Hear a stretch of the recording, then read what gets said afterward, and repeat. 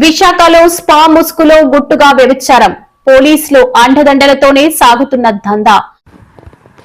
Destination టూరిజంగా ప్రశాంత నగరంగా పేరుగాంచిన విశాఖపట్నంలో స్పా కేంద్రాలు సరికొత్త దందాకు అడ్డగా మారుతున్నాయి. పట్టణంలోని రద్దీ ప్రాంతాల నుంచి మొదలుకొని విశాలవంతమైన కాలనీల వరకు అనేక ప్రాంతాలలో వెలుస్తున్న స్పా సెంటర్లు, మసాజ్ పార్లర్లు అసలు ఉద్దేశాన్ని పక్కన పెట్టి గుట్టుగా వ్యభిచార గృహాలను నిర్వహిస్తున్నారనే ఆరోపణలు తీవ్ర రూపం దాల్చుతున్నాయి.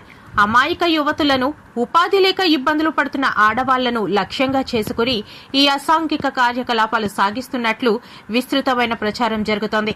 ఆకర్షణీయమైన బోర్డులు, లోపల చీకటి కోణాలు.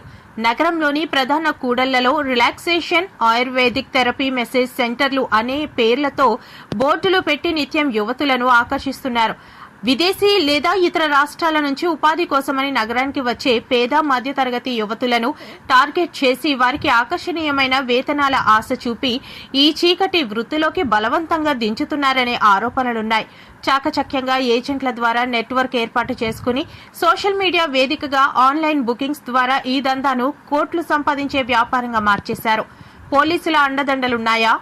సామాన్య ప్రజల నుంచి నిత్యం ఫిర్యాదులు వస్తున్నప్పటికీ కొన్ని ప్రాంతాలలో ఈ స్పా సెంటర్లు యథేచ్ఛగా నడుస్తుండటం వెనుక కొందరి పోలీసుల అండదండలు ఉన్నాయనే తీవ్ర విమర్శలు వినిపిస్తున్నాయి. క్షేత్రస్థాయిలో ఉండే కొందరు సిబ్బంది, స్థానిక అధికారుల చూసి చూడన వ్యవహార శైలి వల్లే ఈ అసాంఘిక శక్తులకు తెగింపు ఎక్కువ అవుతోందని స్థానికులు ఆరోపిస్తున్నారు.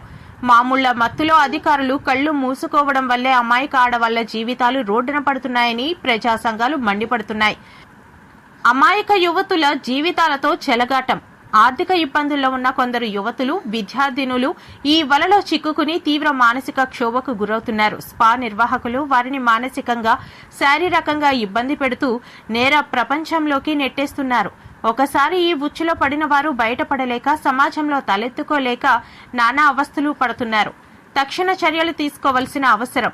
ఈ అసాంఘిక కార్యకలాపాల వల్ల విశాఖ నగర యువత పెడదోవ పట్టే ప్రమాదం ఉంది. ఇప్పటికైనా ఉన్నతాధికారులు స్పందించి నగరంలో అనుమతులు లేకుండా లేదా నిబంధనలకు విరుద్ధంగా నడిపిస్తున్న స్పా సెంటర్లపై విస్తృత తనిఖీలు చేపట్టాలి. ఈ దందాకు సహకరిస్తున్నట్లు తెలిసిన పోలీస్ సిబ్బందిపై, నిర్వాహకులపై కఠిన చర్యలు తీసుకుంటేనే నగరంలో శాంతి భద్రతలు కాపాడబడతాయి. అమాయకుల ప్రాణాలతో, మహిళల ఆత్మగౌరవంతో ఆడుకుంటున్న ఇలాంటి ముఠాల భరతం పట్టాల్సిన బాధ్యత యంత్రాంగంపై ఎంతైనా ఉంది.